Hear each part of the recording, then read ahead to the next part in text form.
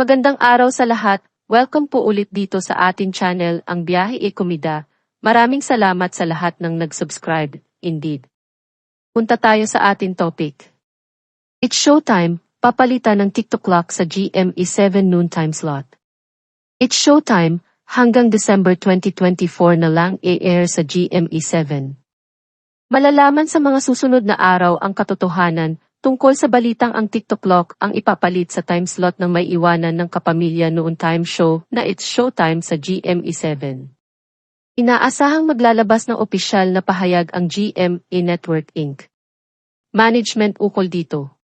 Ang TikTok clock ang morning variety show ng Kapuso Network at per-programming ng It's Showtime. Nagumpisa ang telecast ng It's Showtime sa GME 7 noong April 6, 2024, pero ilang linggo na ang nakalilipas nang kumalat ang mga espekulasyon hanggang December 2024 na lamang mapapanood sa Kapuso Network ang noontime show ng ABS-CBN. Lalong tumindi ang mga haka-hakang malapit ng magpaalam sa GME 7 ang It's Showtime dahil sa balitang pinaplano na ang mga bagong game segment para sa TikTok clock na original concept at station produced.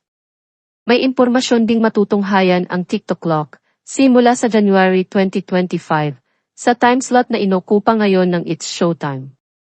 Ang balita tungkol sa pagbabagong mangyayari sa noon time slot ng GME 7 ang isang patotoong salat sa katotohanan ang balitang muling magpo-produce ng noon time show ang Tape Inc. Para sa Kapuso Network.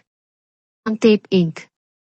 Ang producer ng longest-running noontime variety show na Eat Bulaga, na lumipat sa TV5 at ng tahanang pinakamasaya na short-lived dahil sa usaping may kinalaman sa pananalapi.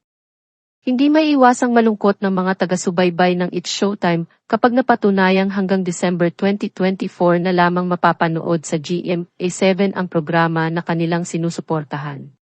At kung sakali man, hindi dapat malumbay ng tuluyan ang mga sumusuporta sa It's Showtime dahil umi-air pa rin sa A to Z, Kapamilya Channel, at OTV ang paboritong programa nila. 2 buwan matapos mag-umpisa ang GME 7 telecast sa It's Showtime noong April 6, 2024, nagsimulang umair ang noontime show sa OTV noong July 17, 2024.